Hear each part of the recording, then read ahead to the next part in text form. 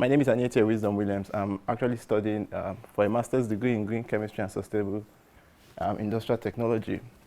I hope you enjoyed the lecture. I hope that it gives us an opportunity to talk about everything as it relates to green chemistry.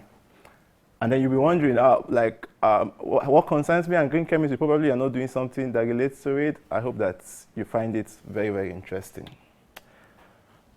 Okay, so to begin, we have to just start by talking about the problem. I actually got these pictures from one of my lecture slides. What we see here is a statement of the problem that we have before us.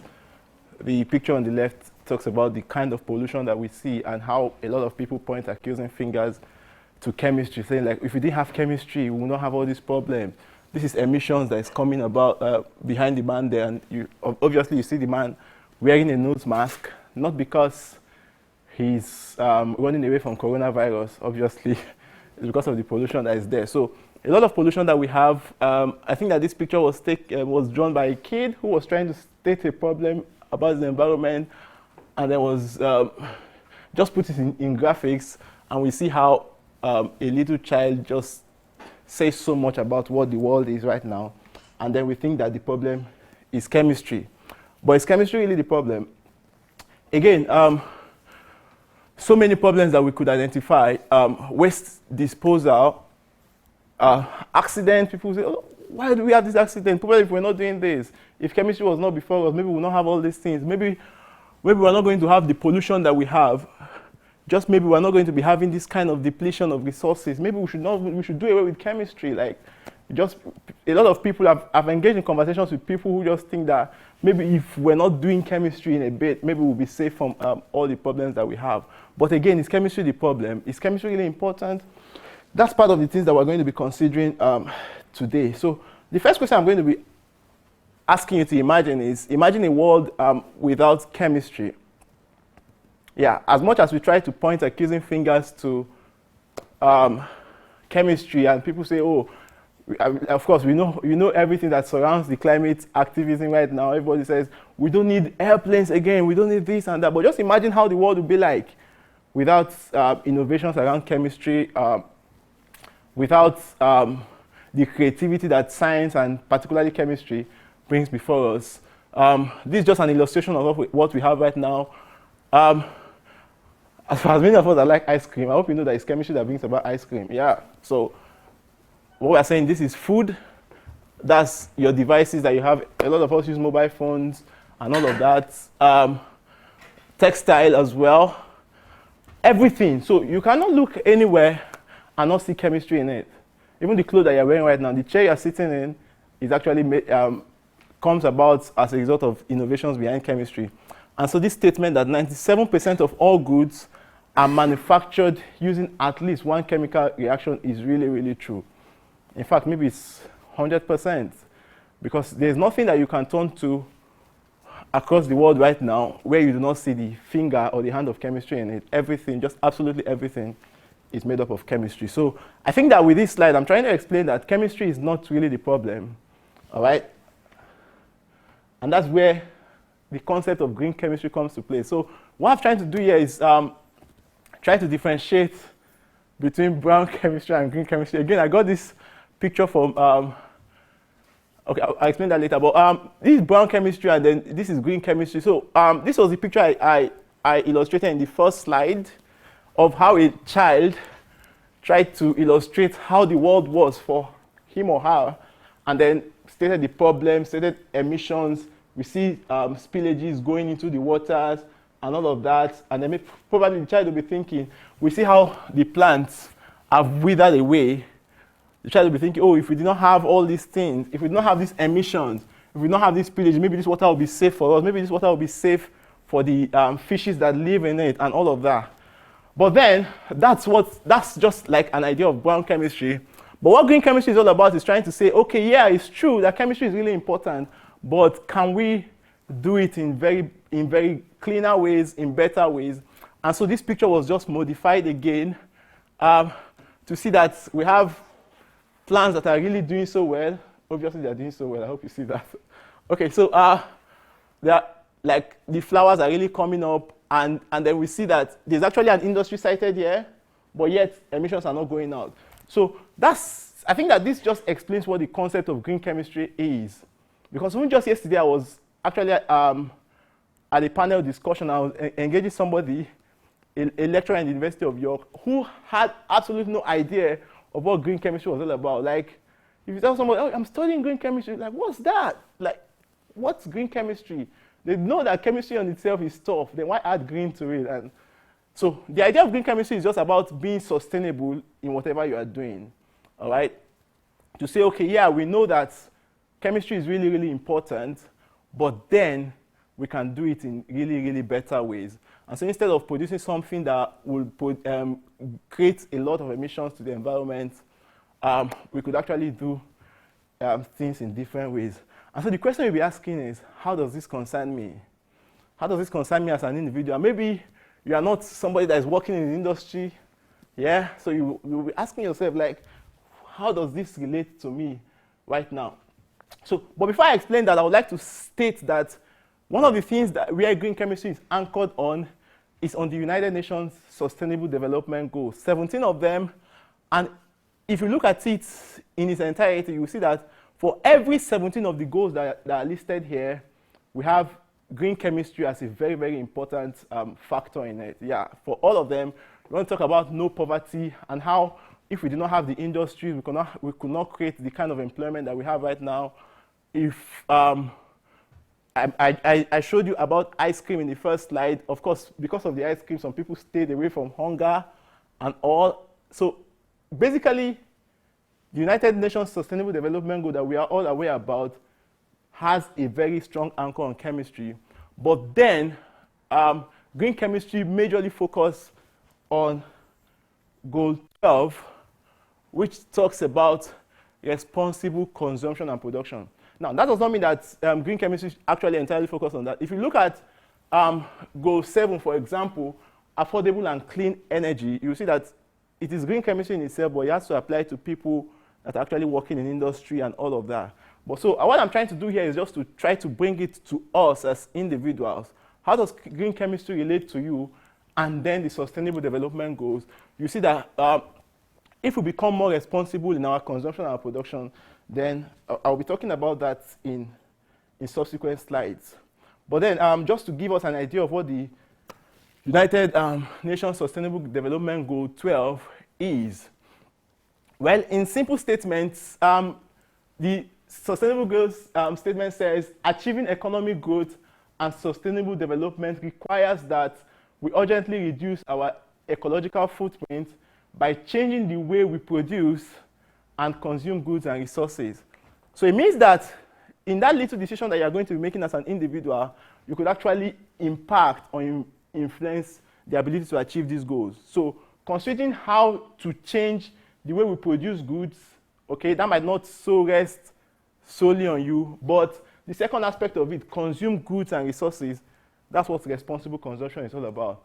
And then just to give a bit of statistics, this was taken from the United Nations website. It says that global population is estimated to reach 9.6 billion by 2050.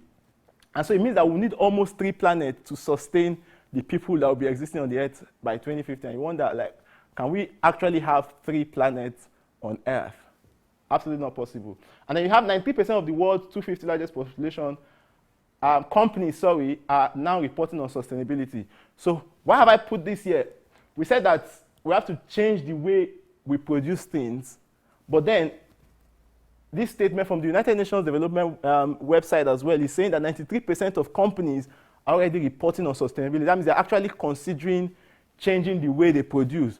So it means that a lot of responsibility now lies on our own part. If industries are taking steps to be responsible in their production, how about us as individuals taking steps to change the way we actually consume some of this stuff? And so just to give us an idea, again, I'm going to be talking about this, but just to give us an idea of what the 3 pillars of sustainability is all about.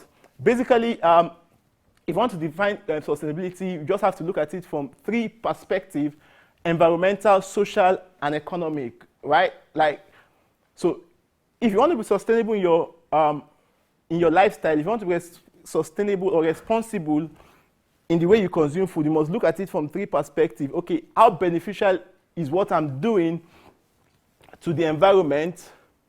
All right, and I know that majorly for most people, this is where the focus is. So if you go to the supermarket and you want to buy something, you want to ask, okay, which of them is cheaper? I think that's the question that most people ask. Nobody goes a step further to ask, okay, how is what I'm buying impacting the environment? I'm going to be giving us some examples, some practical examples of how we could do this. Okay, and then social as well. How is what I'm doing, how is what I'm consuming affecting the social standard of living in my community? I think this is very, very important for us as individuals, for every of the 7 billion people on Earth currently. If we begin to think about these three aspects of what sustainability is, and we make changes and adaptations to our lifestyle, then probably we'll be contributing to the United Nations Sustainable Development Goals. So just to bring it home to green chemistry now and give us a general overview of what green chemistry in itself is all about, is what I call the 12 commandments. Actually, the 12 principles of green chemistry in context, but what are they? Prevent waste, maximize atom economy, less hazardous chemical synthesis, safer chemicals and products, safer solvent reaction, improve energy efficiency, and all of that. So you want to ask, okay, so how does all of this concern me? I'm going to be pointing out some of them as it applies to us as individuals in our homes. Remember, the idea of this presentation is just to think and ask yourself, how do I improve? How do I become more sustainable in my lifestyle? And so I'm going to be basically using these 12 commandments or these 12 principles, some of it to just drive home certain points. So the first one here, prevent waste. Yeah. Globally, 1.3 billion tons of food is lost or wasted. So when we talk about the fact that we do not have enough food to go around everyone that's living on planet Earth now, and yet the United Nations still reports that 1.3 billion tons of food is still wasted. I think that should ask, who are the people wasting the food? If we say that, oh, we don't have enough food to go around, but yet we are still reporting that 1.3 billion tons of food is wasted, then who are those wasting it? So it means that the people that are fortunate enough to even have food available to them still waste it. And that should take us to the slide I talked about the three concepts of environmental sustainability, considering the environment. How does food wasting affect the environment? When we throw food away, you know, how does it affect the environment? How does it affect social standard of living in the sense that, okay, we might have enough to throw away. How about those that do not really have?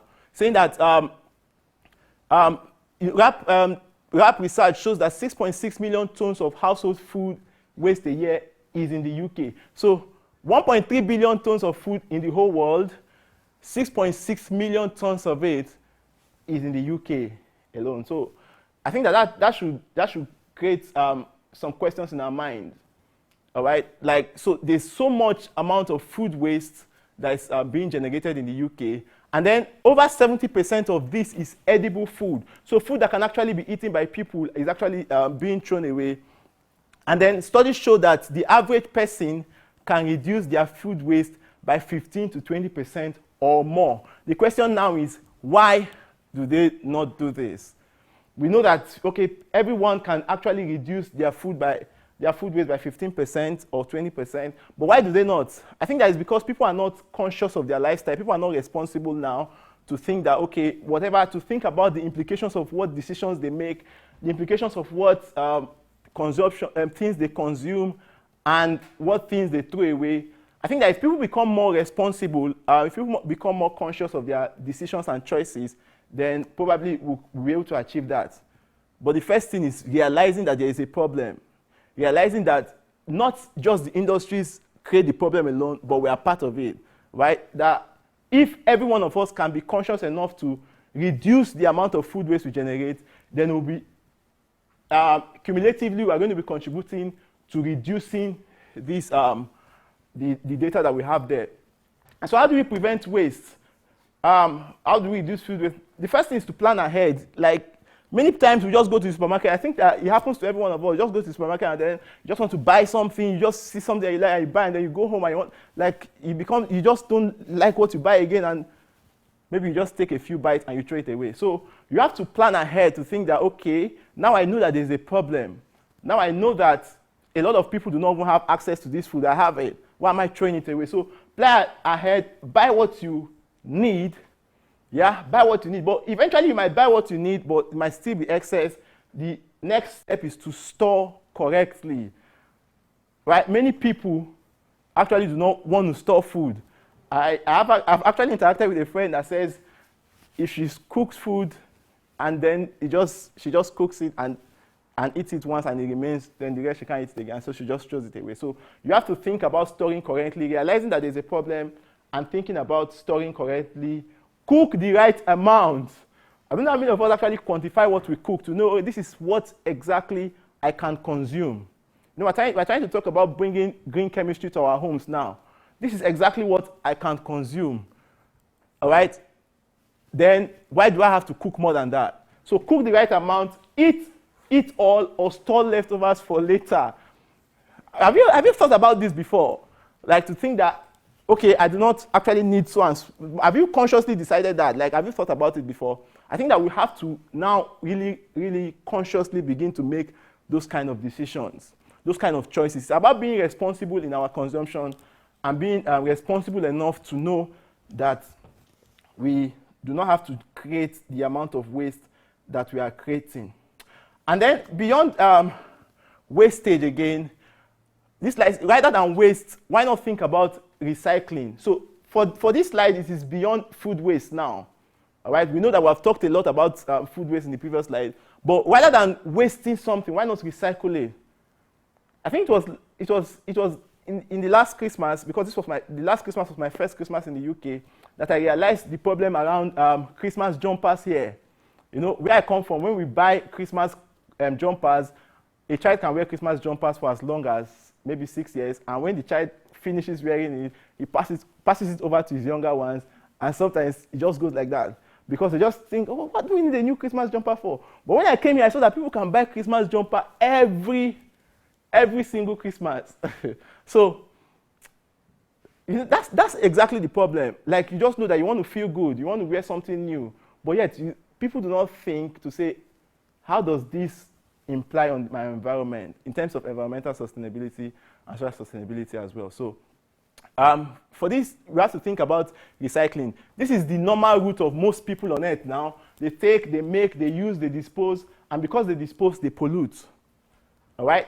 But what green chemistry says is that when you make, you use, you reuse. All right? You reuse. After reusing, you think of remaking. I'm going to be showing you a slide on that will emphasize this point. So instead of thinking of, okay, this does not serve the purpose that I'm using it for again, can I use it for something else? We have to now become that conscious. And then, if you cannot remake again, you think of recycling. Now, recycling responsibly is not, I think it's not just about just identifying a recycling bin and just throwing something away. You have to now be very, very conscious of how you're actually recycling. Now, this is just an information. Do you know that recycling a single can of aluminum drinks can save enough energy to power a TV for 3 hours? Did you know that? So when you think about, there's what we call the life cycle assessment in green chemistry. When you think about the way an aluminum can is produced, the whole process it goes through. And you just think about that. If I decide to recycle that can, if I consciously decide to recycle that aluminum can, then I might be saving that entire process again. And in that regard, I might be saving enough energy. So when you think about the cumulative effect of that choice alone that you are making, and think about how if everyone begins to make those conscious thoughts and decisions in their respective homes, the implications it will have on the global, on the United Nations Sustainable Development Goals. So this is not good, this is preferable. Okay, I took this picture and added it to this slide this morning. I think it's one of the work of the Green Chemistry Impact volunteers. And I don't know how many of you have seen this in your toilet here, even in the university.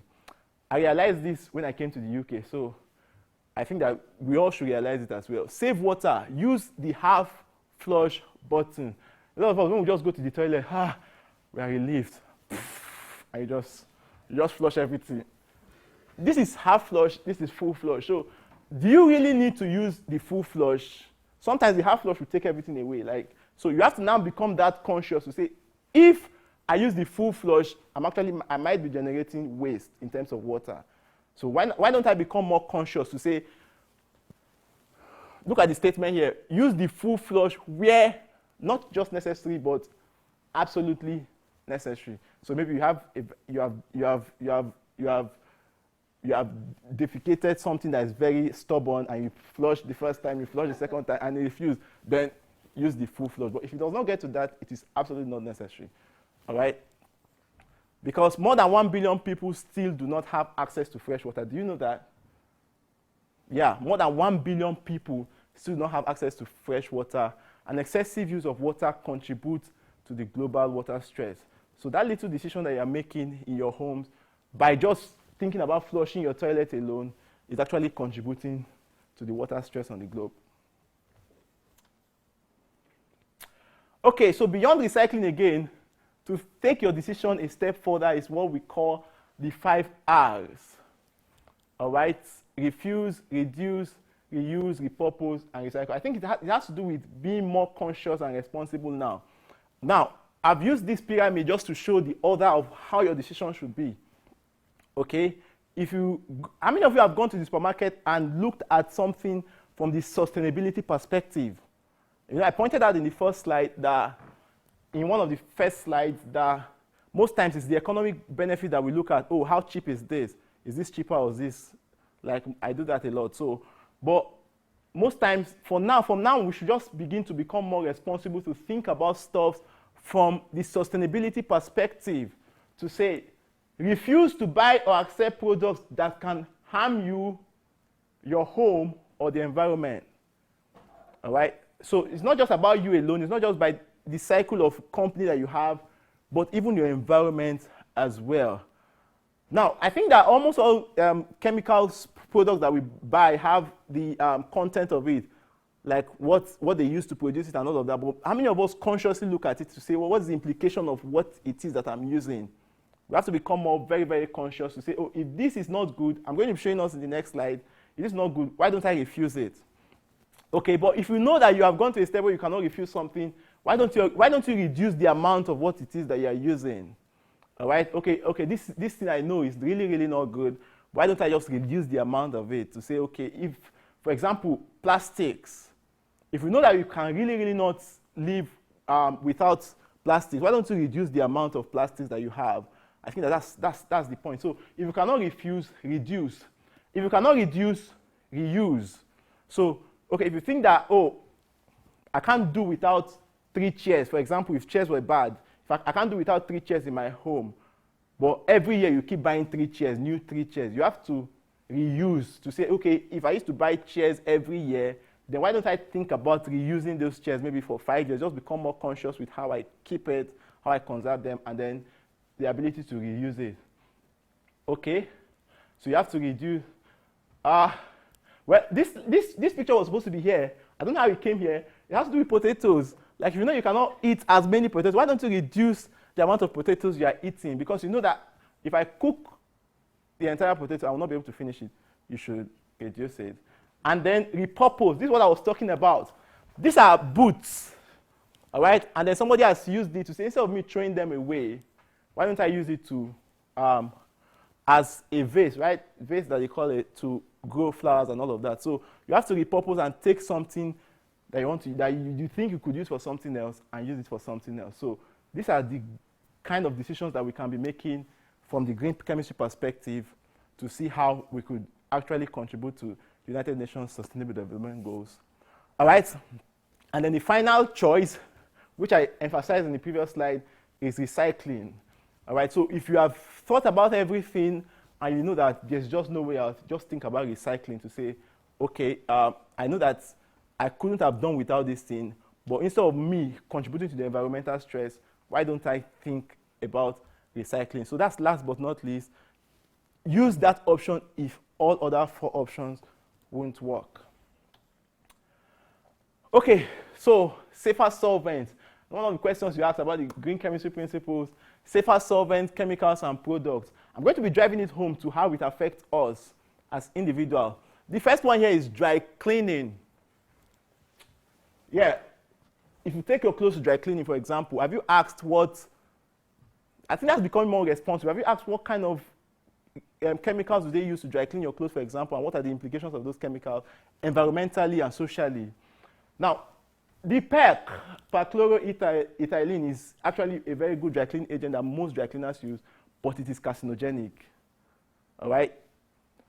And then we have options of liquid carbon dioxide and surfactant, which other people still use. But of course, if you want to weigh the two of them, you might think that the first option might be cheaper, and anybody that wants to become more sustainable in their dry cleaning procedure might become more expensive. But when we go there, we're like, this is too expensive. But I think that the option now should be holistic to say, what is the environmental implications? The idea is trying to become more greener in our decision. That's the idea behind this presentation. And so, it has to do with the kind of choices that you are making conscious choices. Bleaching agents, for example, we have hydrogen peroxide-based bleach that is actually really, really efficient compared to the very popular ones that we know, dioxins and furans. This might be sounding really strange to you, but I hope it's just getting home the point.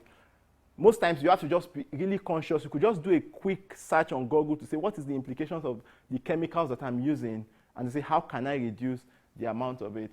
And then paint as well, and then the ones that we all know, biodegradable plastic. A lot of work is done in the Green Chemistry Center of Excellence, for example, around generating PLAs and all of that from cornstarch and food waste. So a lot of things that we could think about, the choices that we're making and decisions that we're making to think, to say, okay, what is the implication of this thing that I'm doing on the environment? So one of, I think this is principle 6, improve energy efficiency. I had to include this here because I went to Scotland for an Host UK activity, and then I visited a family that was actually burning coal in the house. I was like, does this happen in the UK?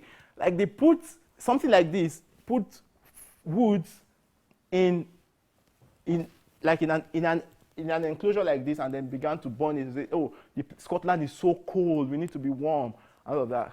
And I began, because I'm a green scientist. Yeah, I've been studying green chemistry here now for over 4 months, and I asked like, she's an elderly lady. I was like, this is not green. She said, what is green? Like, she was asking, what is green? What do you mean by green? I said, this is not green. Like, this is not sustainable. Like, what do you mean by sustainable? We have been doing this, like, before you were born. So, but I think that we have to now begin to decide. If you go to underdeveloped communities now, you see that a lot of people still live with this. It's not familiar, but this is burning of firewood to make food, all right? It's actually not sustainable. We talk about the kind of emissions that it creates, the greenhouse emissions and all of that, and then the energy inefficiency that it comes about. So we have to now begin to decide, if I have the option of burning gas, for example, and using electricity, which of them is more sustainable to me? All right. When we talk about green chemistry as well, and we talk about the environmental implication and all of that, it has to do with, okay, deciding on when you have different energy options, which of them is actually more sustainable. And also, we have an electric cooker here, and then we have a microwave. Microwave, if you come to the green chemistry, for example, microwave is absolutely popular there. So just by switching LED light bulbs could save you 35 pounds per annum. So to say, oh, it doesn't have to be about your environment alone. When you make conscious decisions, you're actually saving yourself money. That's the truth. So by switching the LED light bulbs, you could save up to 35%, up to 35 pounds per annum. So many people, when they go out, they just leave all the lights on in daytime, and it's not absolutely no use. It's actually contributing to the global energy problem. Boiling only the water you need for tea can save you 6 pounds. Have you thought about that per annum? Many times when we want to boil, we just want to take tea. We don't measure, we don't quantify the amount of water we're boiling. We just fill up the jug, boil water, take the one we need for tea, and the rest just cools down. We have actually wasted energy in that way. So we have to now begin to become more conscious in our home to say how much quantity of tea or water do I need for tea, and then become consciously design of it. So you have to turn off the lights off when leaving a room, and this can save you £14 a year, all right? Okay, and then what this emphasizes is that there are a lot of work around greener sources of energy. This is the solar, I'm sure you're aware of it, and then the wind as well. So companies, government, and all of that are making conscious efforts to switch from coal burning and all of that. But we as individuals too must begin to make those decisions as well. So the question is, do you always need a warm bath? I think this question was asked in a panel discussion yesterday. Do you really always need a warm bath, or you just want to have one? All right. Would you prefer a shower or bath? Now, this statistics was taken from a website. 90% of people that took these statistics preferred to use a shower than a bath. Now, the question is, which of them generates more water waste? Obviously, you know that if you are bathing in a shower, you are creating more water waste because you're just running something down. But if you are using a bath, for example, you are conscious of the amount. A bucket cannot take more than it can take, all right? So to say, oh, do you really need a shower, or you could just take a bath to save water? Those are the kind of little decisions that we can make as individuals. Yeah. I hope you will start thinking about it from now. So use renewable feedstock. I was trying to think about how do I drive this home, and then I stumbled into this picture from the University of York sustainability team, and it says that I pledge to eat 1 plant-based meal a week. All right? You are wondering, oh, I've not pledged that yet. So, but the point I want to make here is using renewable feedstock most times has to switch from using fossil-derived stuffs to, can I say biomass materials, plant materials, and all of that. A lot of work around green chemistry is centered on generating energy from plants, biomass materials. I think that's the reason why I had to take this picture here. So, but also, in deciding the kind of food that you eat, you might be contributing to the carbon footprinting. We have going vegetarian can halve your carbon footprint, and being vegan can cut your carbon footprint by 60%. But the idea here is just to think about using more renewable feedstock in whatever decisions that you are making. So this is the implication of everything that was said so far, how the little choice that you're making can contribute to the global perspective. What we have here is the difference between a linear economy and a circular economy. This is like the cradle-to-grave approach. We take, we make, we use, and then because I'm not responsible in my choice, because you are not responsible in your choice, everyone just dumps everything that they use, and this is it's not, one person alone cannot generate all those amounts of waste. If you look at it from that perspective, one person alone cannot generate all of this. It's just the little choices of everyone, those little dumps that we create that brings about this.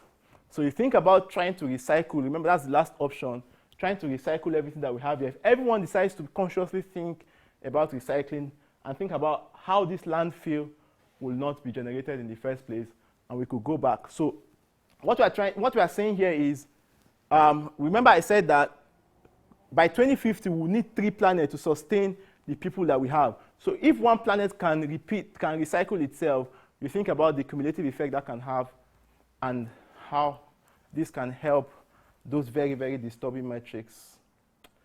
Okay, this is not absolutely so necessary, but just to emphasize, just to bring you back to the world of green chemistry, to say that unavoidable food supply chain waste, a lot of work in the Green Chemistry Center of Excellence, a lot of it is actually centered around food supply chain residues, taking food waste and trying to create chemicals out of it. So the idea is a lot of research is going on in terms of creating more sustainable ways of doing things, moving from brown chemistry to greener chemistry, but a lot of responsibility lies on you as individuals, on us, the choices that we make at home, the choices that we make on our daily activities, to say that what is it that we are doing, and whatever choices we are making, how absolutely necessary are they. So just to conclude with this, be the change you want to see in the world, by Mahatma Gandhi. And then there is never the idea of any green or sustainable process. Be responsible, always think of how you will improve. Because I think that why I had to include this here was somebody mentioned yesterday, oh, we are doing so much, we are recycling, we are doing that, we are making conscious choices, we are doing a lot of things. But you want to think that there is no way you can actually have an absolutely sustainable method of living. You can only have the best way of living. And so it means that every time, every day, you could think, you could decide of what is it that I'm doing, how could I improve whatever it is I'm doing. This is a very, very familiar quote in the Green Chemistry Center of Excellence, to say, oh, as green researchers, as green scientists, you must have stumbled into a research to say, oh, I've gotten into a very, very sustainable way of doing this stuff. I've gotten a very sustainable way of doing this in this. But if you look at it, you are actually still unsustainable. So nobody can be perfectly sustainable, but what we could do is to become more responsible and always think of how we will improve.